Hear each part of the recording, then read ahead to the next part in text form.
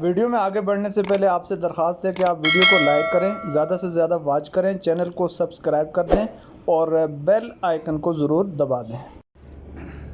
بسم اللہ الرحمن الرحیم۔ السلام علیکم ناظرین۔ اعراب کی بنیادی بات ہو جانے کے بعد اب ہم نے اسم متمکن کو باعتبار وجوہ اعراب کے بیان کرنا ہے، اور یہ کل 16 اسم بن جاتے ہیں۔ ہر ایک کا جو طریقہ بتایا ہے تعبیر کا، اس تعبیر کے مطابق ہم اس کو ڈال کے یہ 16 اقسام بیان کریں گے۔ اور اس میں خاص بات جو ہے، ویسے تو کتاب میں لکھی ہوتی ہے، تعبیر ہی کی ہے کہ اس کو ہم نے تعبیر کیسے کرنا ہے۔ تو یہ آپ دیکھ رہے ہیں، اس میں متمکن باعتبار وجوہ اعراب کے 16 اقسام ہیں۔ پہلے نمبر پہ مفرد منصرف صحیح۔ مفرد آپ سمجھتے ہیں تثنیہ جمع نہ ہو، منصرف یعنی غیر منصرف نہ ہو۔ صحیح کا مطلب یہ ہے کہ جس کے لام کلمے میں واو اور یا نہ ہو، تو یہ صحیح کہلاتا ہے اس میں، یعنی کہ نحو کی بحث میں۔ دوسرے نمبر پہ مفرد منصرف قائم مقام صحیح۔ قائم مقام صحیح وہ ہوتا ہے جس کے آخر میں واو اور یا ماقبل ساکن ہو، دلون زبیون، یہ قائم مقام صحیح کہلاتا ہے۔ تیسرے نمبر پہ جمع مکسر منصرف، یعنی کہ جمع سالم نہ ہو، جمع مکسر ہو، منصرف ہو، غیر منصرف بھی نہ ہو۔ ان تین کا ایک ہی اعراب ہوگا۔ اعراب ان تینوں کا اعراب رفع ضمہ لفظی کے ساتھ، نصب فتح لفظی کے ساتھ، جر کسرہ لفظی کے ساتھ، اور اس کو ہم تعبیر کریں گے یعنی اعراب بالحرکت لفظی حقیقی۔ اعراب بالحرکت ہے، پھر لفظی ہے، تقدیری نہیں ہے، حقیقی ہے۔ تین حالتوں میں تین اعراب ہیں۔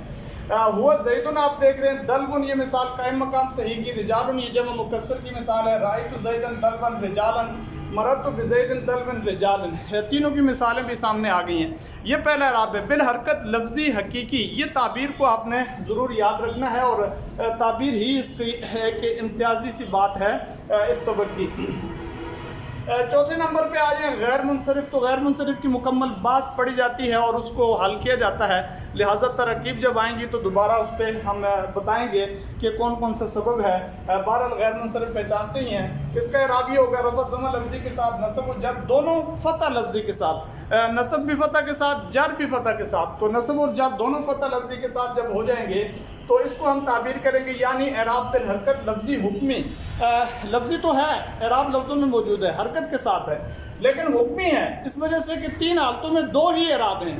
رفع ضمہ لفظی کے ساتھ ہو گیا، نصب جر دونوں جو ہیں وہ فتح لفظی کے ساتھ ہوا عمر رو رأیت عمر مررت بعمر را، نصب بھی اور جر دونوں فتح لفظی کے ساتھ۔ اور آپ آ جائیں پانچویں نمبر پہ جو اسم ہے جمع مؤنث سالم اور مذکر سالم کے علاوہ مؤنث سالم جو ہو، اس کا اعراب ہے رفع ضمہ لفظی کے ساتھ، نصب و جر دونوں کسرہ لفظی کے ساتھ۔ لہٰذا جو تعبیر غیر منصرف کے لیے ہوئی ہے وہی تعبیر یہاں پر جمع مؤنث سالم کے لیے ہوگی کہ یعنی اعراب بالحرکت لفظی حکمی۔